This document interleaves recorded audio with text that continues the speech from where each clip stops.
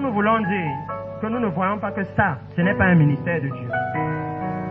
La Bible est claire, ce qu'il fait est clair, ça ne correspond pas.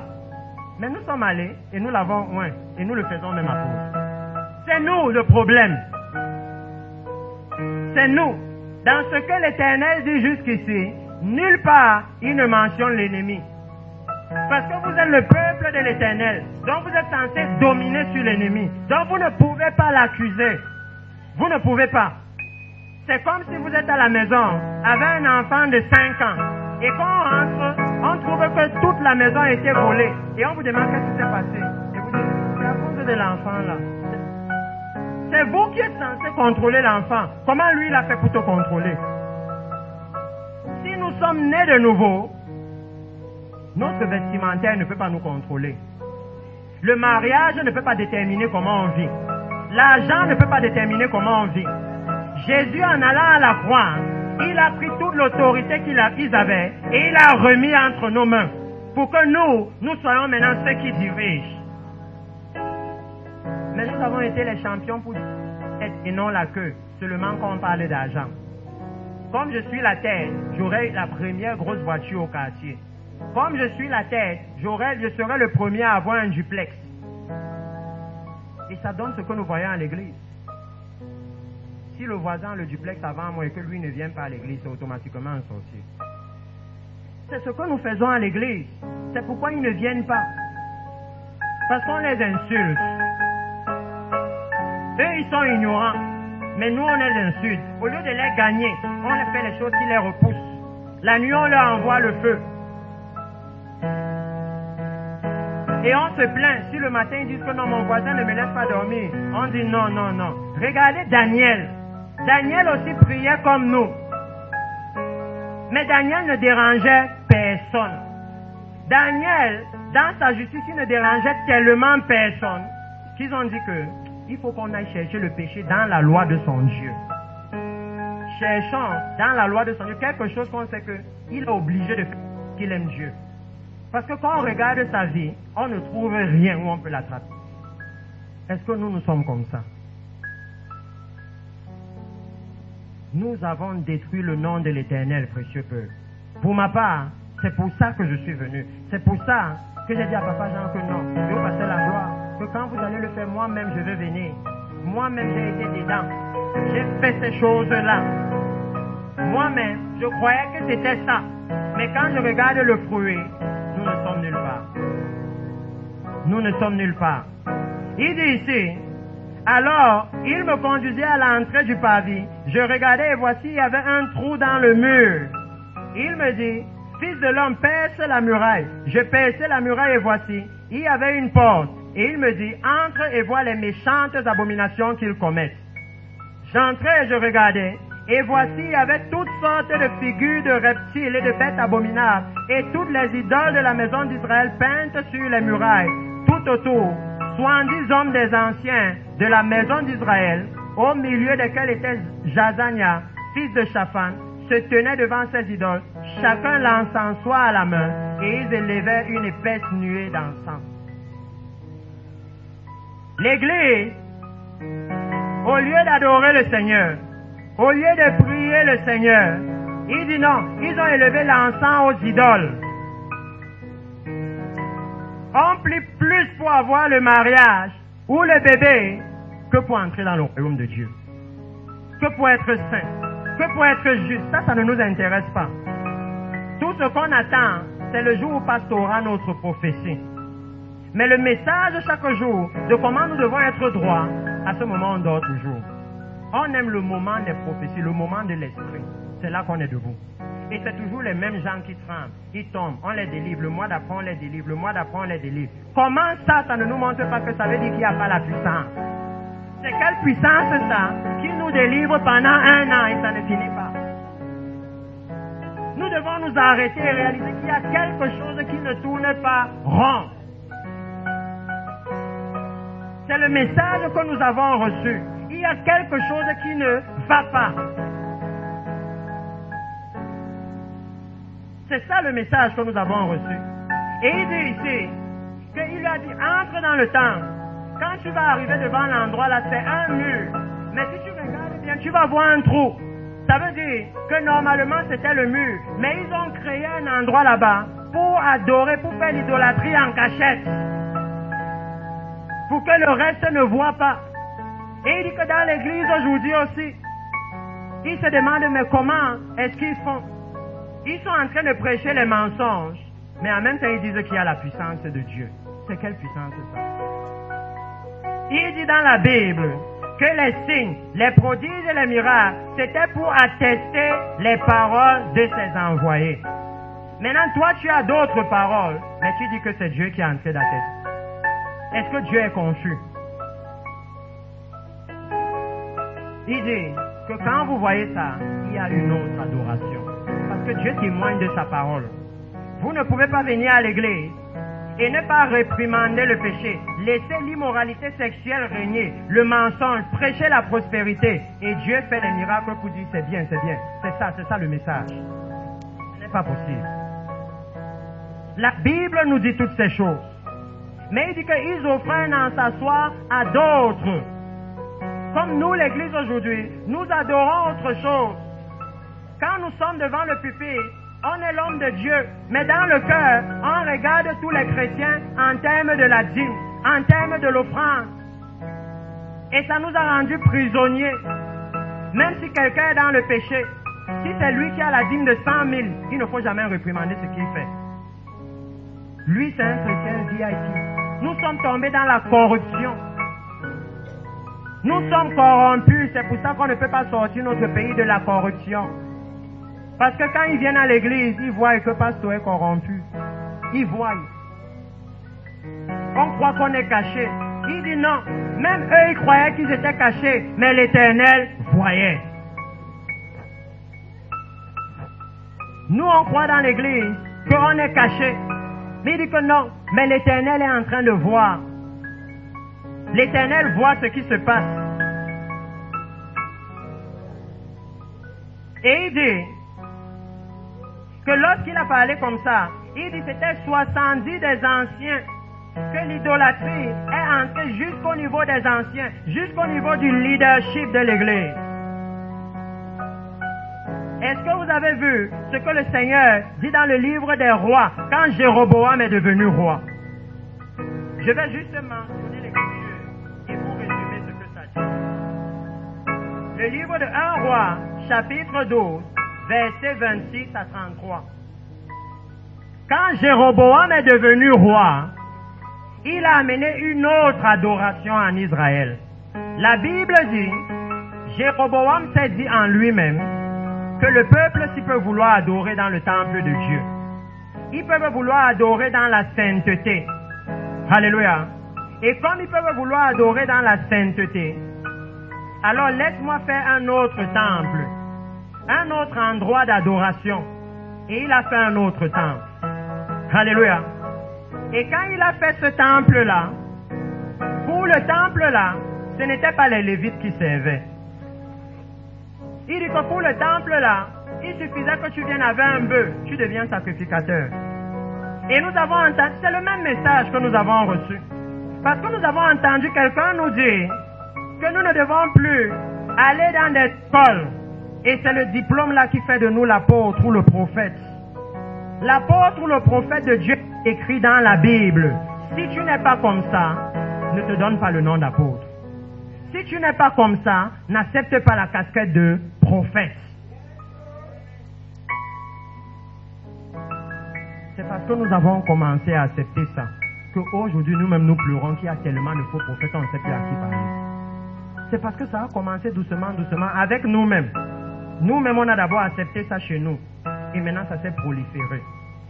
Et lorsque le messager du Seigneur est venu, il nous a dit que la raison pour laquelle l'évangile, l'immoralité sexuelle est au sommet, c'est parce qu'il y a un autre évangile dans l'église. L'évangile de la prospérité, l'évangile de l'argent, l'évangile du visa, l'évangile des biens du monde. Nous tous les chrétiens aujourd'hui, nous croyons que quand nous avons les biens de ce monde, c'est là qu'on est bénis. Tous les chrétiens pensent comme ça. Et si nous avons cette logique, ça veut dire que Jésus était maudit. Il n'avait même pas de maison. Nous tous, nous pensons comme ça.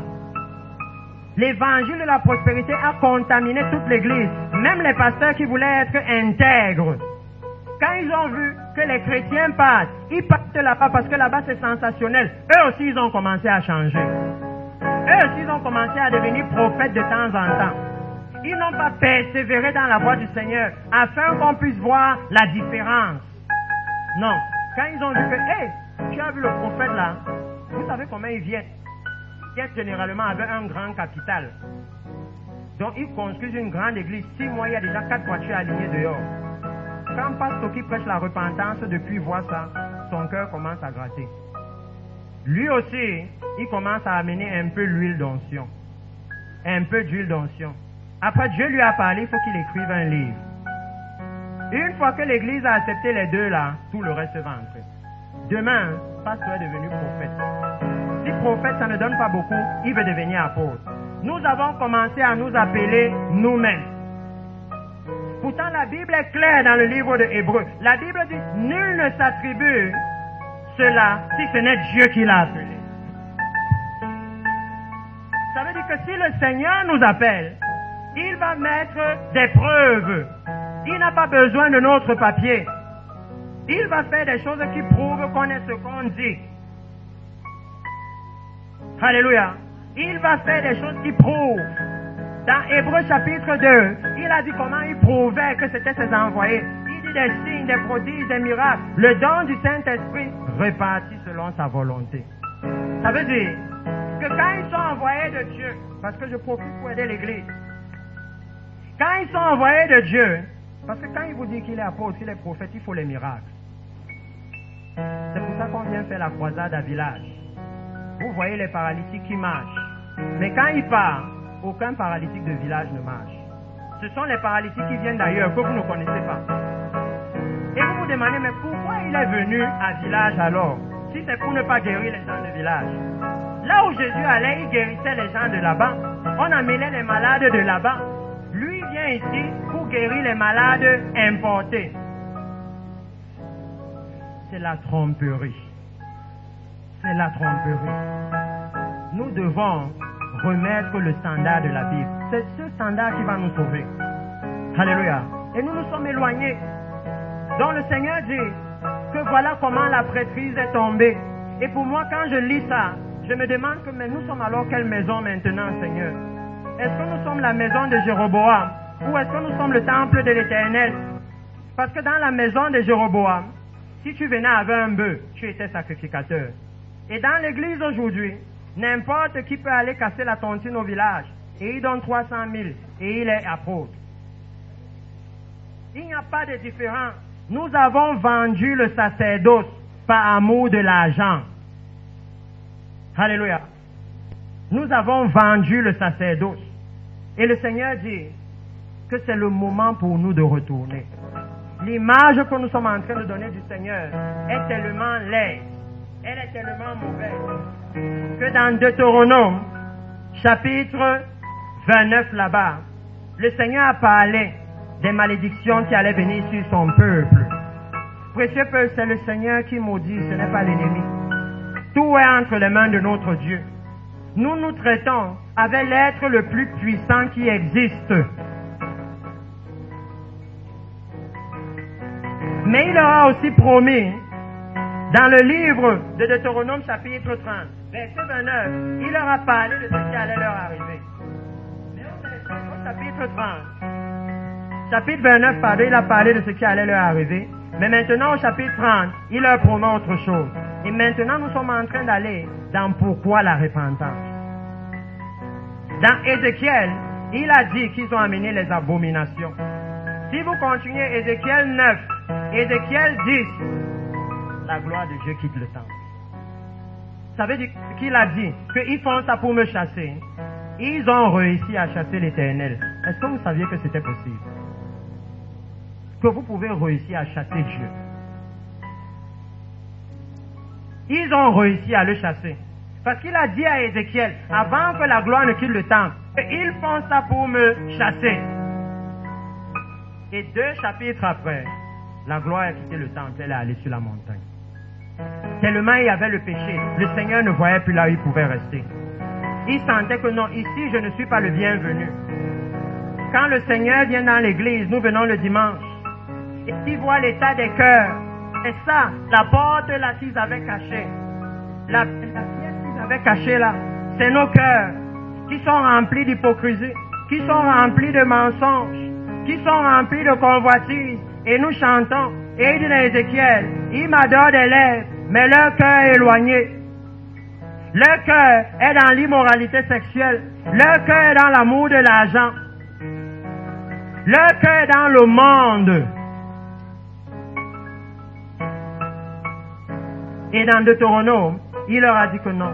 Si vous allez adorer les idoles, je vais vous abandonner. Si vous allez adorer les idoles, vos ennemis vont dominer sur vous. Est-ce que vous avez vu comment le monde domine sur l'église? Toutes les tendances du monde, ça entre dans l'église.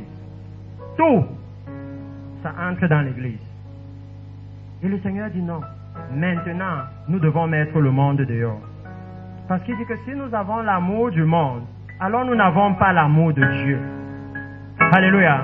Il dit que les deux ne peuvent pas cohabiter. Que l'abomination qu'ils faisaient pour le chasser, c'est qu'ils aimaient le monde. Ils aimaient la gloire des hommes. Nous, aujourd'hui, l'église, nous sommes pareils. Nous préférons plaire à nos amis plutôt que de plaire à Dieu. Nous préférons plaire à la communion des pasteurs plutôt que de plaire à Dieu. Les pasteurs n'ont plus le courage aujourd'hui de marcher dans la justice pour le Seigneur. La pression du monde est trop forte. Et ça veut dire qu'il n'y a pas assez de présence du Saint-Esprit. Parce que dans le livre de Daniel, on l'a appelé l'Esprit supérieur. Ça veut dire que même la pression du monde, ça ne doit pas faire flancher un enfant de Dieu. Shadrach, Meshach et Abednego, Nebuchadnezzar a mis une pression terrible sur eux. Nebuchadnezzar était le roi du monde entier. Vous imaginez si le roi du monde entier vous donne un ordre devant le monde entier, qu'on va sonner maintenant, tu dois faire ça. Il vous prévient avant. Et vous arrivez quand même à lui dire non. Moi, je vais faire ce que la Bible dit. C'est ce que nous, l'Église, on n'a pas fait. Quand les prophètes sont venus, même quand on a vu qu'ils sont faux, on a quand même accepté. On a quand même dit non, laisse-moi quand même voir. Peut-être que. Et après, nos églises sont devenues le désordre total. L'immoralité sexuelle, l'amour de l'argent. Certains chrétiens sont même souvent scandalisés, quittent l'église. Ils perdent confiance en leur pasteur. Parce que quelqu'un est venu et a amené la souillure dans l'église. Et ils réalisent que mais c'est le pasteur qui l'a accepté.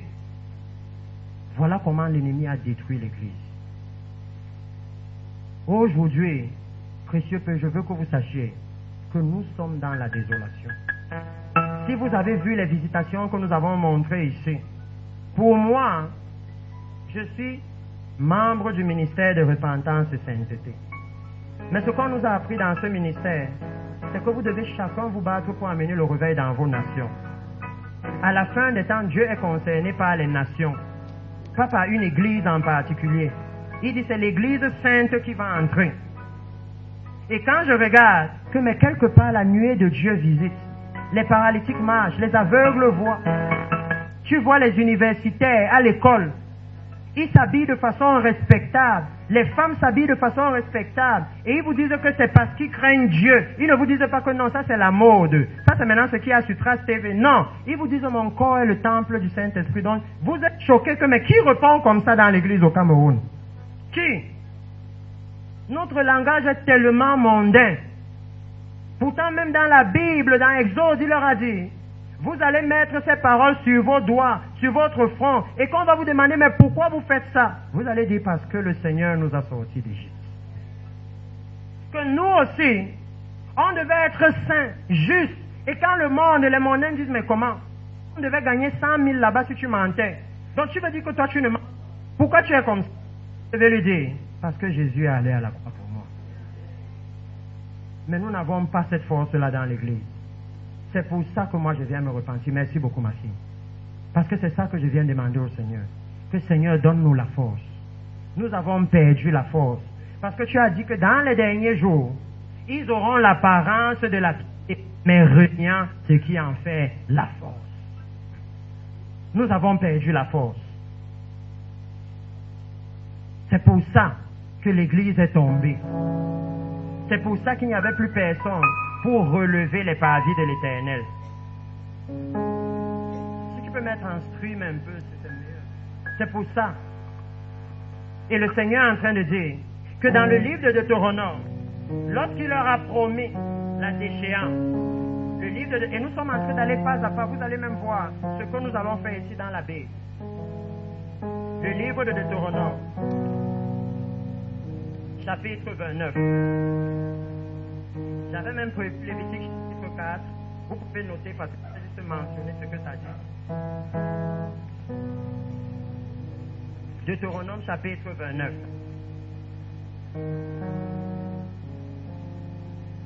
Il dit, au chapitre 29, vous voyez les malédictions et les bénédictions du Seigneur. Chapitre 29, vous voyez comment il dit. Je vais prendre un passage qui est un peu rapide pour moi, juste pour toucher quelques points, afin que nous puissions avancer. Vous voyez comment il dit, verset 16. Vous savez de quelle manière nous avons habité dans le pays d'Égypte, et comment nous avons passé au milieu des nations que vous avez traversées. Vous avez vu leurs abominations et leurs idoles, le bois et la pierre, l'argent et l'or qui sont chez elles.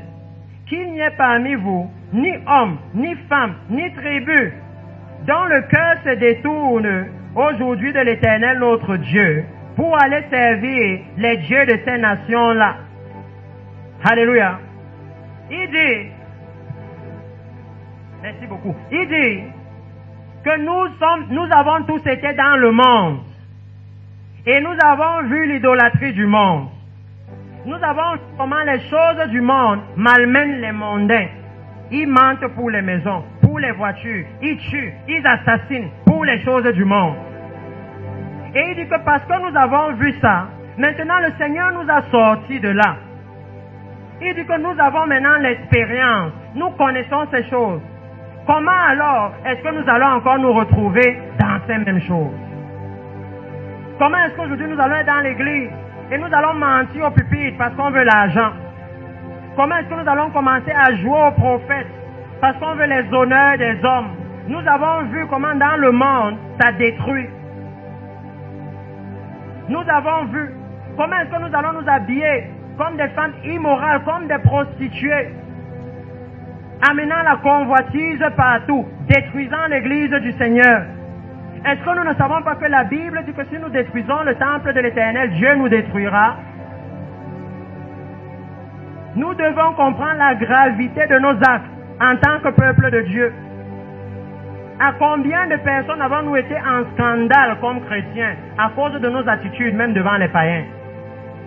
Vous voyez les païens qui viennent et qui vous disent, l'église, si, là-bas on parote comme en boîte de nuit. Quand c'est l'heure de l'esprit, passe tomber le seau au milieu. Et tout le monde vient, on verse seulement l'argent. On verse l'argent. Ils sont écœurés. Que je croyais que c'était nous, on était ceux qui étaient possédés par l'amour de l'argent. Mais l'église a besoin de la délivrance. Et il dit que lorsqu'il leur a parlé ainsi, dans le chapitre 30, parce que j'avance rapidement, il leur a dit, lorsque ces choses t'arriveront, la bénédiction et la malédiction que je mets devant toi, si tu les prends à cœur, au milieu de toutes les nations, chez lesquelles l'Éternel ton Dieu t'aura chassé, si tu reviens à l'Éternel ton Dieu, et si tu obéis à sa voix de tout ton cœur et de toute ton âme, toi et tes enfants, selon tout ce que je te prescris aujourd'hui. Et c'est pourquoi, quand je viens au milieu de vous, mon cœur peut seulement être rempli d'espoir. Parce que j'ai vu que eux, ils ont fait, toi et tes enfants. Ils n'ont pas laissé les enfants derrière. Ils les ont amenés, que nous devons tous retourner. Parce qu'il dit ici, que voilà la bénédiction et la malédiction. Si tu les prends à cœur, Alléluia. Précieux peuple, nous sommes l'église du Seigneur. Pasteur, nous sommes l'église du Seigneur. La bénédiction et la malédiction. Si vous lisez ça, il dit, je vais fermer le ciel sur vous. Le ciel sera des reins. La terre que vous avez cultivée ne va rien vous donner. Alléluia. Il dit que je vais envoyer l'ennemi et l'ennemi va vous donner. Vous serez amenés en captivité. Précieux peuple, j'étais à Bamenda et j'ai eu mal au cœur. Pendant 30 ans, même les chrétiens, nous vivons dans la peur. Nous avons peur. Nous avons peur. Papa Jean était là quand on nous disait que ne faites pas la repentance en public. On a trouvé un petit endroit, allez vous cacher là-bas. Parce que les ambazoniens ont dit que l'église n'a plus de puissance. L'église n'a plus d'autorité. Les ambazoniens ont dit que ils vont brûler les églises. Ils vont tirer sur vous. Nous n'avons plus cette église de Pierre et de Paul. Ah oui, ils étaient prêts à mourir pour Jésus. Nous devons être vrais. Prêchez ça au titre. Nous sommes champions. Mais sur le terrain, on n'est pas dedans. J'étais choqué.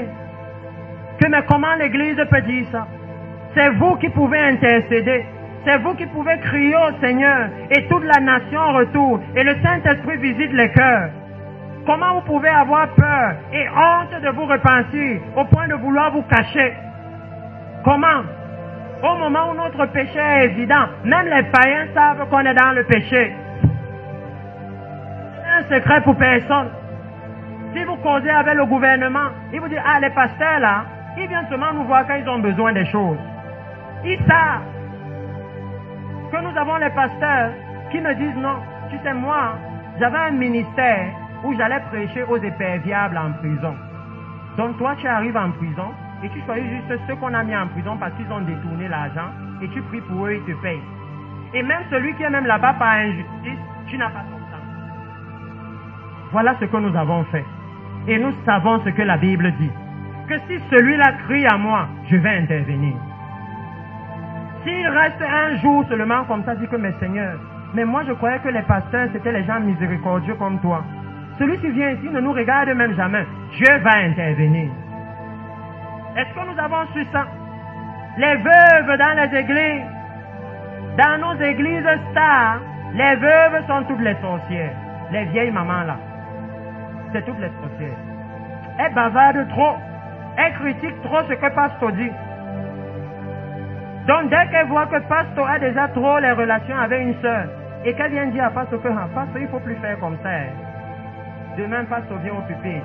Il a eu un songe la nuit. La Bible dit que si elle crie à l'Éternel, l'église là, c'est fini. C'est dans nos Bibles, on connaît ça. Que si elle crie à l'Éternel, il va l'écouter. Nous connaissons ça, non? Comment nous avons agi? Comment nous avons agi? Comment nous n'avons pas réalisé que mais voici les trésors de l'Éternel. Voici celles qui doivent faire toute l'intercession pour l'Église. Voici ceux qu'on doit le mieux traiter. Parce que s'il y a des gens dans la Bible que Dieu dit qu'il écoute, elles sont dedans. Pourquoi elles? On les a chassées. On les a amenées dans les églises. À la radio, vous entendez qu'on l'a fouettée avec le sel pour la délivrer. Une vieille maman. Comment nous avons pu être aussi méchants et cruels? Et nous, les communions des pasteurs, ne s'est pas indigné. Comment? Précieux peuple, si nous commençons à parler même de la visitation de cette nuée ici, peut-être que le Seigneur a vu que le cri contre le péché de cette nation est déjà grand et qu'il a dit je vais descendre pour voir. Et si c'est le cas, je saurai ce que je vais faire. Et après il a fait ce qu'il a dit dans la Bible, dans Ésaïe chapitre 19. Oh oui, pardon, je n'ai pas le temps de lire. Ésaïe chapitre 19. À partir du verset 1, il annonce comment la nuée de Dieu va venir visiter l'Égypte. Comment la nuée de Dieu va venir visiter l'Afrique, si vous voulez. Et après, il dit, j'armerai l'Égyptien contre son frère. Vous ne pouvez pas lire ça. Et vous ne voyez pas que le Seigneur a envoyé un messager qui est venu nous dire, voici la nuée de Dieu. Et il nous a dit, repentez-vous et vous aurez le réveil. Vous aurez la paix. Vous aurez la joie. Si vous refusez la repentance, vous aurez la désolation continue et que nous avons commencé à nous entretuer. Vous ne pouvez pas ne pas voir ça. Qu'il y a quelque chose qui ne va pas.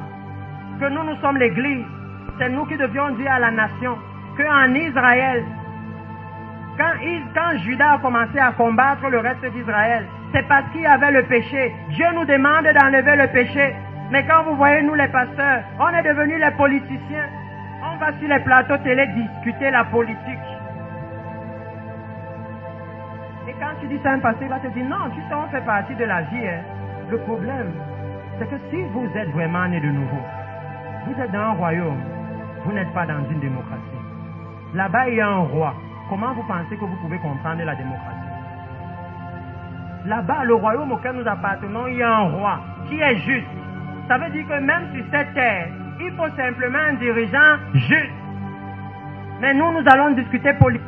Celui-là a fait ceci, celui-là a fait cela. Dans les communions de pasteurs, on prie. Oh Dieu, enlève celui-ci au pouvoir. Mets celui-là au pouvoir. Fais ceci, fais cela. Nous avons perdu la direction du Seigneur. C'est ça le problème. Et ici, il leur a promis que non, si vous prenez cela à cœur. Alléluia. Parce que là, je suis en train de vous dire la condition de la repentance d'aujourd'hui. Qui aujourd'hui va se repentir et tirer un bénéfice de cette repentance? C'est celui qui aura pris à cœur ses péchés. C'est celui qui ne va pas se repentir parce qu'il ne va pas se pleurer. Non. C'est celui qui va se repentir réalisant que nous tous, nous avons contribué à détruire la maison de l'Éternel. C'est la personne qui va pouvoir se lever et réaliser que oui, le jour-là, voilà l'acte que j'ai posé. Voilà comment j'ai menti. Voilà comment j'ai volé. Voilà comment je trompais Dieu. Je venais à l'église avec telle intention. Et je mentais que non, c'est pour tel autre que je pars. Il voit dans le fond de nos cœurs. Il dit même quand ils ont construit une pièce, ils ont mis le mur. Dieu voyait ce qu'il y avait dedans. C'est si nous pouvons nous lever et reconnaître que oui, j'ai oint des faux prophètes. J'ai consacré des faux apôtres. Précieux peuple, dans la Bible, si tous les apôtres de Jésus ont des caractéristiques. Les autres ont reconnu Paul comme apôtre sur la base de son témoignage. Qui a le témoignage de Paul comme apôtre dans notre nation? Soyons simplement vrais. Parce qu'il dit, nous n'avons pas de puissance contre la vérité. Nous n'en avons que pour la vérité. Si nous ne sommes pas, nous ne sommes pas. C'est tout. Faisons là où Dieu nous a envoyés. Il faut aussi efficacement nous utiliser. Au lieu d'amener la tromperie dans le peuple de Dieu, regardez aujourd'hui, tout le monde peut être apôtre. Qui veut? Dieu n'a pas besoin de t'appeler. Tu décides et tu pars quelque part et tu reviens apôtre. Tu décides. Pourtant, tu as besoin de l'aide de l'Esprit de Dieu pour prêcher la justice. Tu as besoin de l'aide de l'Esprit de Dieu pour réprimander le péché. Comment tu vas alors faire si c'est toi-même qui t'es appelé? Comment tu vas faire? C'est pour ça que nous avons perdu la justice. Parce qu'on a décidé d'aller par nous-mêmes. Regardez avec Israël. Moïse les a envoyés. Et ils ont dit non. On les a vus, ce sont les géants. Ils vont écraser nos enfants. Moïse a dit ok, ne partez pas. Maintenant ils ont voulu partir. Qu'est-ce qui s'est passé? Ils sont partis sans être envoyés. Et l'ennemi les a tués. L'église aussi, nous nous sommes levés en tant que pasteurs sans être envoyés. Et on s'est retrouvés faux prophètes, faux apôtres. Et comme l'ennemi est ce qu'il est, il s'arrange toujours pour que vous arriviez au niveau de faire un scandale international. Comme ça, le nom de Jésus est bien sali. Comme ça, la façon dont on s'est moqué de lui à la croix là, on ajoute encore dessus que c'est le Jésus là là-bas. C'est lui qui fait comme ça. C'est Jésus qu'ils disent là là-bas. Ah, si c'est leur chose là, moi je ne suis pas dedans. C'est de notre Dieu qu'on se moque à cause de nous. Imaginons la douleur que le Seigneur a subie pour que nous soyons délivrés du péché. Imaginons ce qu'il a subi comme honte, comme mépris, pour que nous soyons délivrés du péché. Et souvent j'aime dire aux parents que nous sommes les mieux placés, nous les parents. Parce que nous savons comment ces temps-ci sont durs. Vous souffrez pour arriver à payer la pension. Quand vous avez payé la pension, il vous dit il faut les livres. Parfois, vous vous levez le matin, vous avez 200 pots, vous ne savez pas comment la maison va manger. Vous allez dehors. J'ai souvent vu ces parents-là. Ils marchent comme ça. S'ils voient le camion de brasserie qu'on descend, on dit on veut quelqu'un. Il enlève ses habits-là, là, il décharge ça. Les 1000 francs qu'on lui donne, c'est ça qu'ils vont manger aujourd'hui. Les 1000 francs là, il dit à la femme, non, prends 500. Chaque jour, il économise 500 en souffrant au marché, partout. Pour que quand ça atteint 3500, il achète le livre. Et après, il apprend que voilà Christophe là-bas, il marche avec les bangamans là. Imaginez la douleur du parent. Regardez comment j'ai souffert. Regardez tout ce que j'ai fait. La nuit même, moi-même, je ne mange pas. Parce qu'il faut que je m'assure que l'enfant est mangé. Il faut que, parfois, je ne mange pas parce que demain, il faut qu'il prenne le taxi. Il ne faut pas qu'il marche à pied comme ça.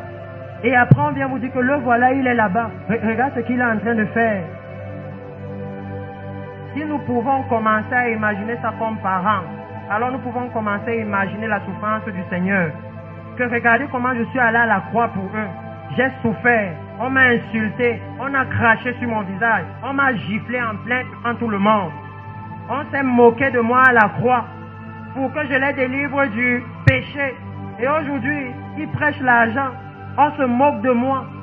Parce que vous savez ça, que quand un enfant est comme ça, parfois l'enfant est inconscient, mais le parent est même plus concerné. Maman, quand elle marche au quartier, elle a honte à cause de ce que l'enfant fait, pas ses propres actes, mais ce que l'enfant fait. Imaginez le Seigneur. Nous sommes les hommes, nous sommes sujets aux erreurs. Lui, il est juste, il est saint, il est parfait. Est-ce que nous voulons lui dire qu'il a fait une erreur en envoyant Jésus à la croix? Parce que quand il regarde l'église, c'est ce qu'il voit. C'est pourquoi il dit que non, si vous prenez cela à cœur, c'est seulement si vous prenez cela à cœur que vous pouvez réellement retourner au Seigneur. Alléluia. La réelle repentance peut commencer dans l'église, là où la comédie s'arrête. Alléluia. Là où chacun devient concerné.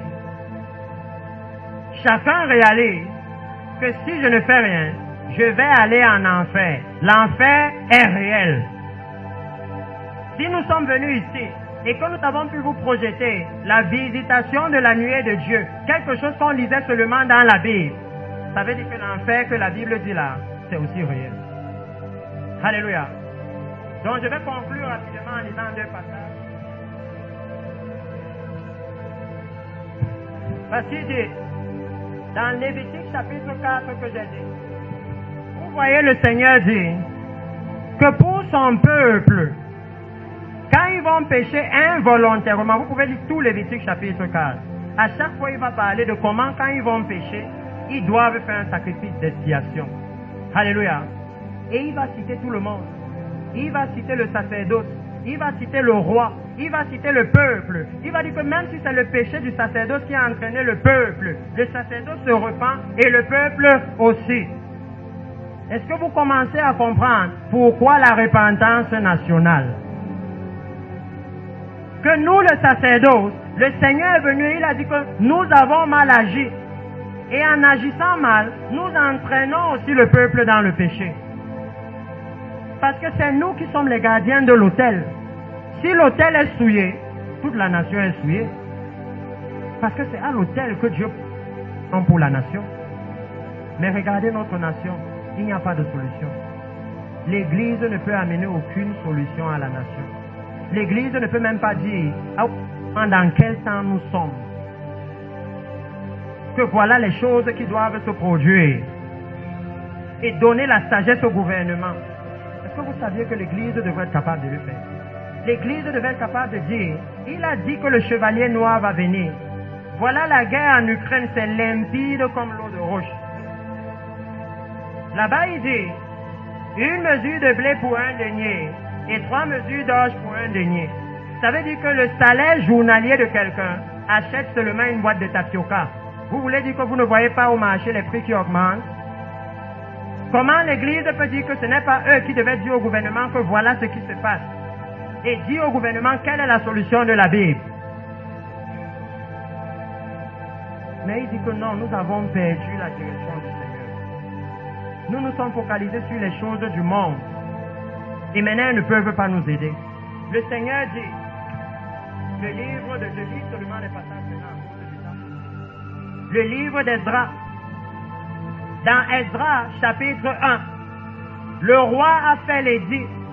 Et il a dit que le temple du Seigneur doit être rebâti. Alléluia. Nous avons vu pourquoi le temple est détruit. C'est à cause de nos péchés. C'est à cause de nos fautes. Alléluia. C'est pour ça, la gloire a quitté le temple et le temple a été détruit. Mais dans Esdras chapitre 1, le roi a dit que Dieu a demandé que le temple soit reconstruit. C'est la prophétie que vous avez entendue. J'ai vu la main du Seigneur rebâtir le temple. Alléluia. Que le Seigneur est en train de nous dire, et pour moi je ne peux pas manquer de voir l'amour de Dieu. Chaque jour, je bénis Dieu. Parce que ici on a vu tellement de jugements la dernière fois. Les nations là où le même prophète est allé, et il a dit à cause du péché sexuel, il y aura tremblement de terre. Si vous regardez vos informations, maintenant, vous voyez ce qui est arrivé en Afrique du Sud. La prophétie est en ligne. Mais pour nous, il est venu, et nous aussi nous sommes dans le péché sexuel. Il nous a même dit qu'il y a même la sorcellerie dans l'église. Mais il nous dit, Dieu veut amener le réveil. Comment on peut manquer de voir l'amour du Seigneur? La miséricorde du Seigneur, l'amour qu'il a pour cette nation. Parce qu'il pouvait dire que j'ai vu Dieu frapper cette nation et les gens mourir.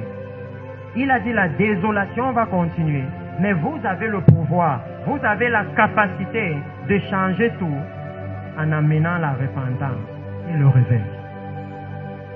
Alléluia. Ça veut aussi dire, je veux que vous compreniez, précieux peuple, que c'est grave. Parce que ça veut aussi dire que si le pays est comme ça aujourd'hui, c'est nous les responsables. Parce que depuis 8 ans, Dieu nous a donné les clés. Depuis 8 ans, Dieu nous a donné l'autorité. Il nous a dit quoi faire pour sortir le pays de cette situation. Mais nous avons rejeté. Nous n'avons pas écouté. Et aujourd'hui, chacun se plaint de ce que nous vivons. Chacun se plaint qu'avant de quitter Bamenda, pour mon cas, quand j'allais à l'agence, il y avait tellement de coups de feu que même le taximan a eu peur. Il est d'abord allé garer dans un garage. On est arrivé à quelques mètres de l'agence, on nous dit descendez, vous ne pouvez pas continuer. Juste sur la route de Vatican, c'est là qu'il y a les coups de feu. Et on a commencé à marcher avec les valises sur la tête pour essayer de traverser les coups de feu arrivés de l'autre côté. Est-ce que c'est comme ça qu'on devait vivre? Est-ce que c'est comme ça qu'on devait vivre? Précieux peuple, nous vivons comme des misérables. Parce que nous avons abandonné l'Éternel. Ce que je vous raconte, moi j'ai vu ça dans la Bible. La Bible dit que quand les ennemis d'Israël venaient pour ravager Israël, ils se cachaient dans les antres de la terre. Ils se cachaient dans les rochers. C'est dans le livre des Juges. Au point où quand le Seigneur a trouvé Gédéon, il était en train d'essayer d'enlever la paille sur le blé dans une pièce fermée. Quelque chose qui doit se faire en plein air.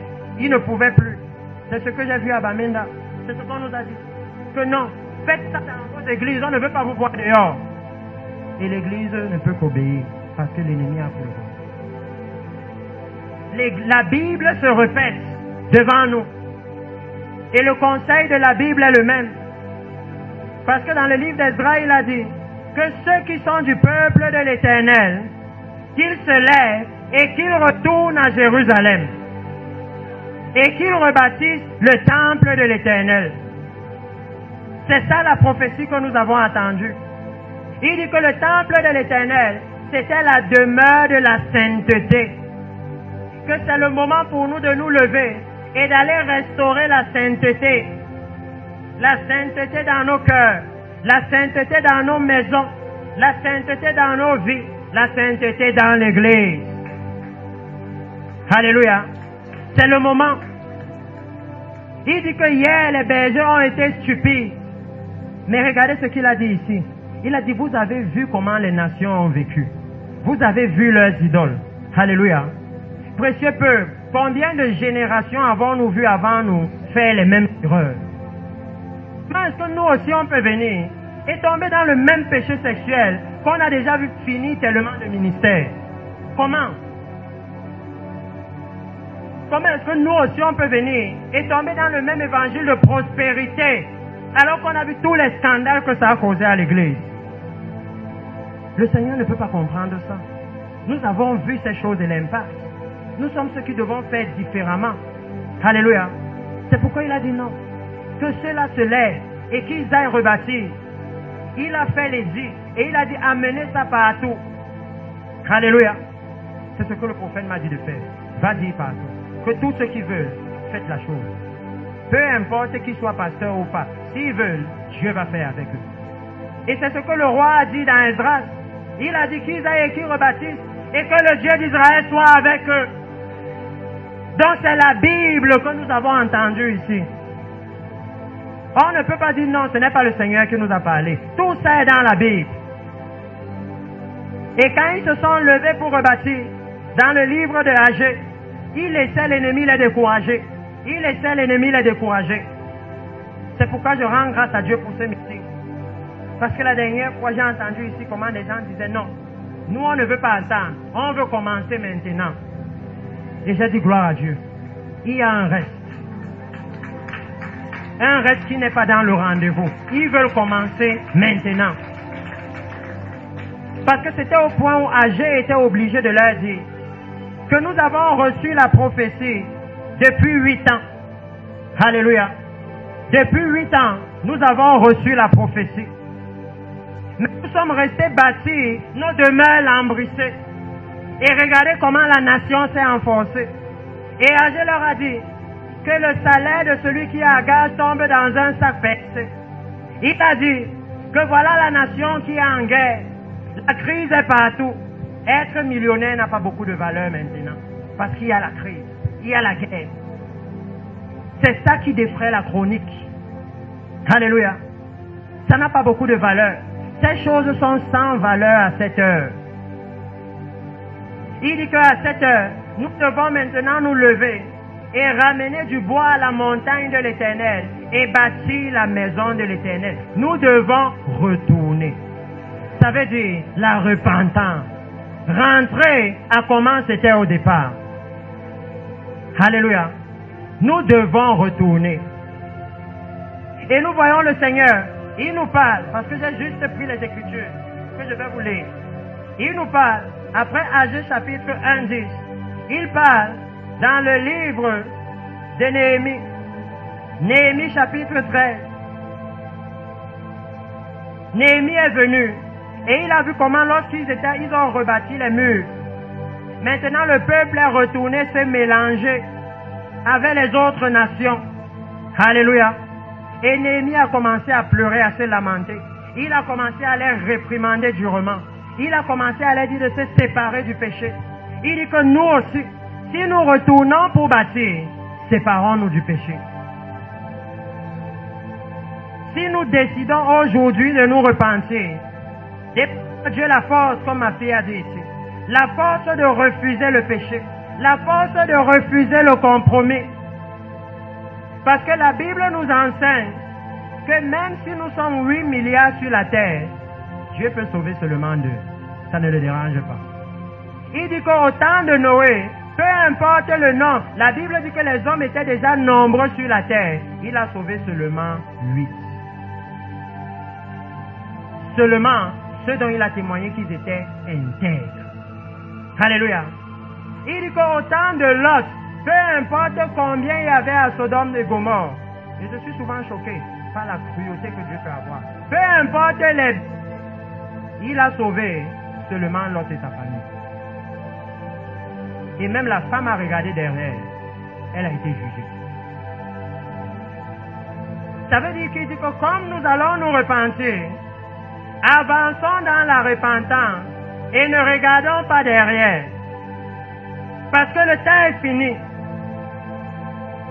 La maison que nous devons rebâtir, c'est là où la gloire de Dieu doit se poser quand le Messie vient enlever l'église. Il dit dans 1 Thessaloniciens chapitre 4 que nous serons enlevés sur des nuées, dans les nuées. Ça veut dire que la nuée de Dieu va visiter à l'enlèvement de l'Église. Et vous savez que c'est seulement quand le temple de l'Éternel est bâti que la nuée de Dieu descend. Parce qu'il a besoin d'un endroit où il peut se poser. Alléluia.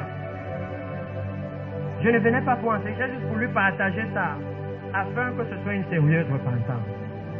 Parce que ce que le prophète de l'Éternel m'a dit, qu'il a dit dans la prophétie que vous avez entendue, et qu'il m'a dit personnellement, quand j'étais tellement troublé dans mon âme, parce que moi je n'étais pas pasteur avant, j'ai juste entendu le message, et je me suis dit mais c'est sérieux, mais c'est que le monsieur s'est dit, moi-même j'ai fait ça dans l'église, c'est ce qu'on nous a enseigné, qu'on est tous les prophètes.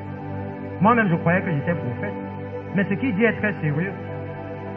Et quand par la grâce de Dieu j'ai compris et que j'ai voulu suivre, et je suis allé le voir au Mozambique, parce que je disais, homme de Dieu, moi je n'étais pas pasteur. Et jusqu'ici, les pasteurs que je vois, ils ne sont pas intéressés. Si je leur dis la repentance, ils disent, ah, ce n'est pas important. Ils sont un peu intéressés. Si je leur dis, l'homme de Dieu veut venir. Et eux-mêmes, ils m'ont déjà dit que non, ce qui nous intéresse, c'est s'il y a l'argent. On organise s'il y a l'argent. Et je suis allé le voir pour lui dire que vraiment l'affaire, si je ne comprends pas. Je croyais que l'église devait être contente. Et que les pasteurs devaient dire, ok, nous-mêmes on veut être unis depuis. Mais en fait, j'ai découvert que les pasteurs ne veulent pas être unis. Parce qu'ils ont peur qu'on touche leur business. J'ai découvert ça. Ils ne veulent pas être unis. Ils se retrouvent dans les endroits de prière. Et ils disent, oh Seigneur. Mais dès qu'il y a vraiment quelque chose d'unité, ils se retirent. Ils sont trop occupés. Ils n'ont plus le temps. Ils ne veulent pas être unis. Et quand je suis allé le voir, ce qu'il m'a dit, c'est mon fils, je suis au courant de tout. Ne t'en fais pas. On va bâtir une demeure forte au Cameroun. Une demeure puissante. Ça m'a donné l'espoir. Parce que je me disais, mais l'affaire, si ça va se faire, comment? Moi, je ne comprends pas. C'est pourquoi je rends grâce à Dieu qu'un tel meeting puisse avoir lieu. Que enfin une église décide que non, nous on veut sortir du désordre. Le réveil là, c'est pour nous. Alléluia. Que nous on veut sortir du désordre. Donc vous voyez comment, lorsque Néhémie a vu ça, avec Esdras, dans le livre d'Esdras chapitre 9, à 10 là-bas, ils ont organisé la repentance. Quand ils ont organisé la repentance, le leadership est monté au pupitre. Esdras lui-même est parti. Et il a commencé à pleurer. Et regarde ce que tu avais fait pour nous. Seigneur, tu nous as dit de rester séparés. On est parti se mélanger. Tu nous as dit de ne pas vivre comme ça. On est parti faire ça. La repentance, il confessait. Dans la Bible, Daniel, chapitre 9, Daniel qui était le bien-aimé de Dieu. Alléluia. Dieu parlait à Daniel. Dieu envoyait les anges lui parler. Mais quand Daniel a vu, il a lu que 70 ans et le temple devait être rebâti.